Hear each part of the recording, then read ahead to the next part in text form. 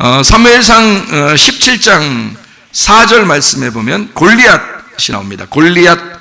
골리앗트 포로입니다. 포로. 가라에서 나온 단어인데 발가 벗기다, 벗겨진, 드러내다, 끌고 가다, 떠나다, 추방하다라는 단어입니다. 그러니까 골리앗이 등장하는 것은 나를 포로로 삼겠다는, 나를 포로로 삼아서 억압하겠다는 자가 골리앗입니다. 무슨 말인지 아시죠? 그러니까 내가 뭐에 매여 있다 그러면 그게 골리앗인 거야. 그죠? 내가 뭐에 매여 있다 그러면 그게 골리앗인 거야. 그러니까 골리앗이 나타나면 사람들이 벌벌 떠는 거야. 다윗 하나만 빼놓고 다 벌벌 떠는 거야. 사울의 밑에 있는 자, 사울이 왕인, 사울을 왕으로 섬기는 자들, 그 사람들은 다 벌벌 떠는 거예요. 다윗은 사울이 왕이 아니었어요. 다윗은 하나님이 왕이셨습니다. 사울은 육체를 설명한다면 다윗은 영을 설명하는 사람이에요. 그러니까 사울이 왕인, 그 사울 왕을 인정하는 그 백성들은 골리앗을 만나니까 벌벌 떠는 거죠. 왜냐하면 골리앗에게 자기들이 포로된 상태, 억압된 상태, 뭔가 억눌린 상태를 얘기하는 것이다, 그 말이죠. 골리앗이라는 이름이 그렇다. 우리 자신들이 어떨 때는 골리앗처럼 다른 사람을 억압하는 경우도 있죠. 또 골리앗처럼 다른 사람에게 억압을 당하는 사람들이 있는 거죠. 그게 골리앗, 바로 우리 자신을 의미하는 거고, 지금 시대도 그렇게 점점 골리앗이 점점 더 커갑니다. 골리앗이 점점 더 힘을 가지고 살아가는 시대, 그게 지금 시대예요. 17장 32절, 사무엘상 17장 32절, 다윗이라는 사람이 등장해요. 다윗이 다비드입니다. 사랑함. 도드에서 나왔는데 이게 끌이다, 사랑하다, 연인, 친구라는 단어예요. 그러니까 다윗은 예수님 자신을 의미합니다. 우리의 친구며 우리의 사랑하는 애인이며, 그러니까 주님을 의미하는 거죠. 또 우리는 또 주님의 친구이며, 또 우리는 주님의 연인이며, 끓는 사랑의 마음을 가진 주님의 사랑받는 자이다. 이렇게 할 때 다윗을 설명하는 거죠. 그러니까 골리앗과 다윗이 어떤 이름이다라는 것을 알게 되면, 이 전쟁은 지금 예사로운 전쟁이 아니고 이런 관계를 설명하려고 하는 것이었구나 라는 것을 알게 되죠. 사무엘상 17장 40절 말씀에 돌을 막대기에다 걸어서 매끄러운 돌을 5개를 주어옵니다. 5이라는 숫자는 안식, 전쟁, 승리라고 하는 숫자예요. 이게 5이요.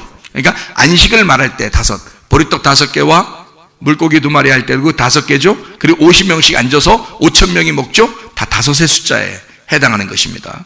그리고 50년째가 되면 희년이라고 그러죠.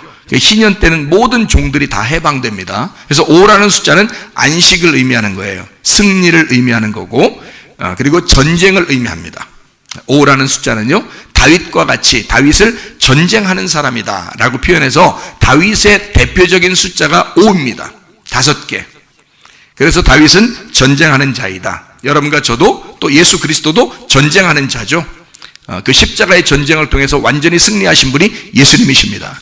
바로 그 예수님의 우리도 전쟁하는 자들이죠. 또 하나의 다윗이죠.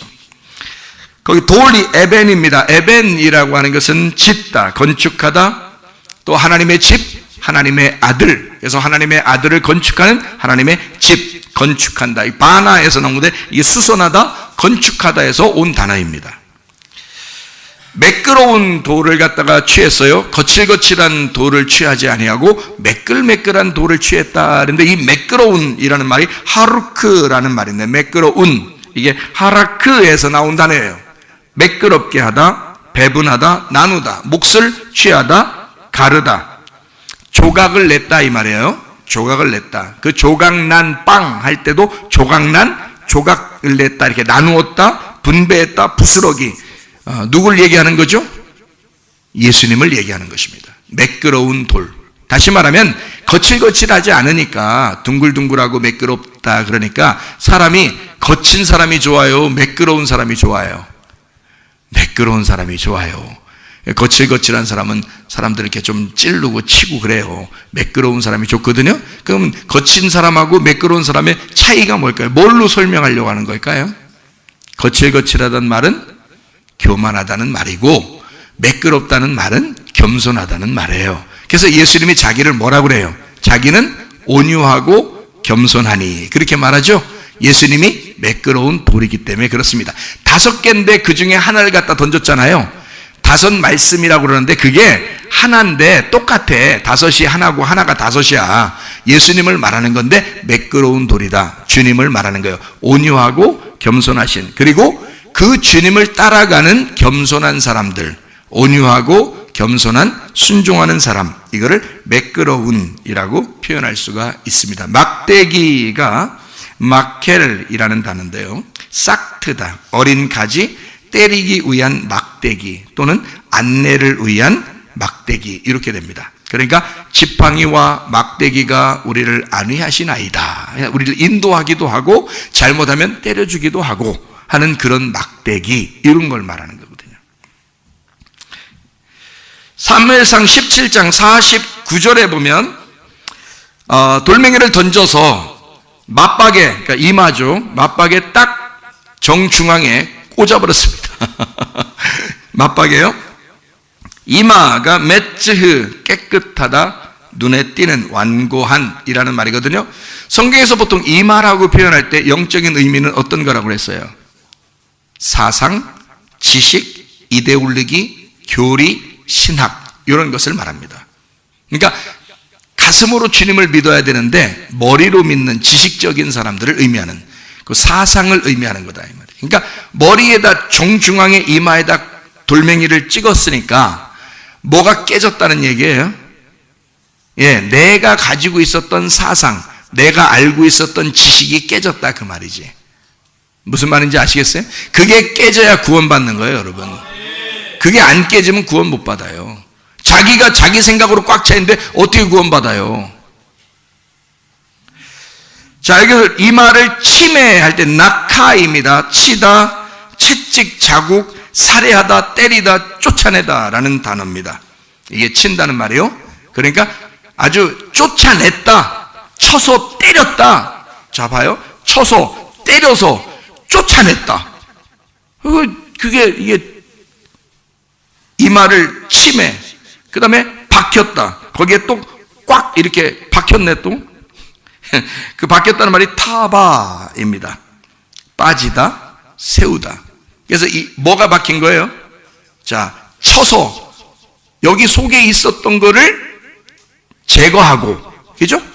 이제 딱 치니까 낙하했어요. 낙하니까 이게 쳐서 쫓아냈잖아요. 속에 있는 걸, 돌멩이가 들어와서 이걸 딱 쫓아냈다고. 그리고 이 돌멩이가 여기에 탁 박혔다고요. 그러면 어떤 돌멩이라고 이게? 매끄러운 돌멩이고, 이건 누구를 말한다고? 조각난 부스러기 예수님을 말한다고. 다시 말해 이 땅에 오신, 나를 위해 죽으신 예수님을 말한다고요. 그러면 그 매끄럽게 나를 위해서 오신 그 예수님이 내게 박히는 거지. 내 속에 있는 사상을 뽑아버리고 예수 그리스도가 박히는 거란 말이에요. 그 돌멩이가. 그래야 구원받는다고요.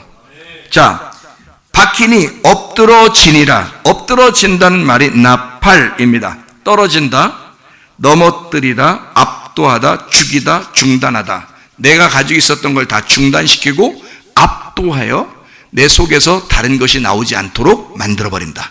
이게 엎드러져 버렸다. 그리고 사무엘상 17장 50절 이기고 그랬습니다. 하자크, 달라붙다, 잡다, 묶었다, 제지하다, 정복하다, 고치다, 회복하다, 돕다. 그래서 나를 이기시고 나를 정복하시고 나를 묶어서 자기의 사람으로 만들어버린다. 이게 엎드러졌다는 말입니다. 여러분과 저는 어떻게 보면 이 세상은 선과 악의 전쟁이요, 진실과 거짓의 전쟁이에요.